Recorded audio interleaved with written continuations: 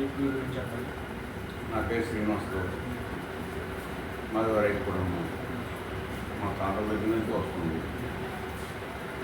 10 నుంచి 15 ఎకరాల లోపు ఉంది. మీరు ఎన్ని సంవత్సరాల నుంచి ఇక్కడ వస్తున్నారు? 30 సంవత్సరాల పైన ఉంది. ఓకే, మీరు వ్యవసాయం ఎన్ని రోజులు చేస్తున్నారు? వ్యవసాయం మేము 10 సంవత్సరాలు.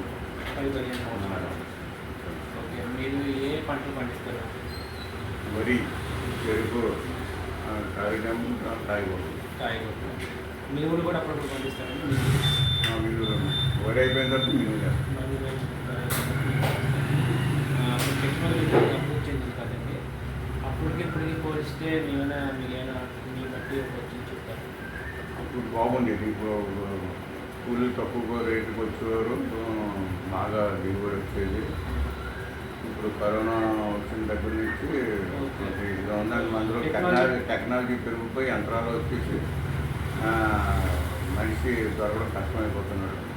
దానివల్ల కరోనా దగ్గర నుంచి ఒకసారి వరకు పంట సమంగా చేతి కేంద్రాలు. మరి మీ కుటుంబం ఆర్థిక స్థోమత బాగానే ఉంది వ్యవసాయం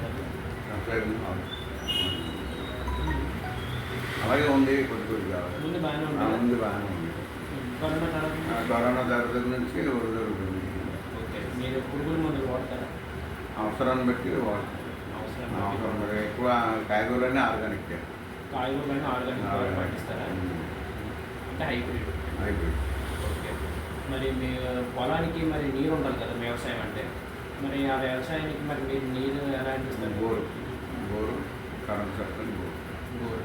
ఓకే, మేము ఇలాగా ఈ రీసెర్చ్ ద్వారా ఇంటర్న్షిప్ ద్వారా మేము చిన్నది మాకు తోచింది మేము కొంచెం ఇరిగేషన్ సంబంధించిన ఒకటి చేసి డిజైన్ చేస్తున్నాం. ఒకవేళ అది కానీ వస్తే మీకు కట్టిన సదుపాయం కలుగుతుంది. మా వంతు మేము సాయం చేయడం చూస్తాం. మరి మీ ప్రభుత్వం నుంచి ఏదో స్కీమ్ అందుతుంది?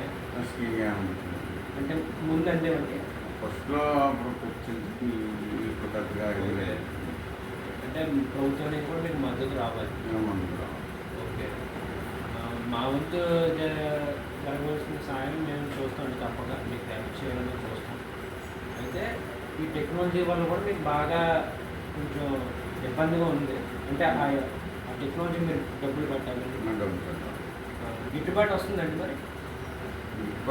మామిడితో వేస్తాం. మామిడి అక్కడక్కడ మొక్కలు ఉన్నాయి. మామిడి ఈ వర్షం వల్ల మొత్తం అరటి పంట కూడా మొత్తం పంట అంతా మా వంతు అయితే సాయం చేస్తాం. థ్యాంక్స్.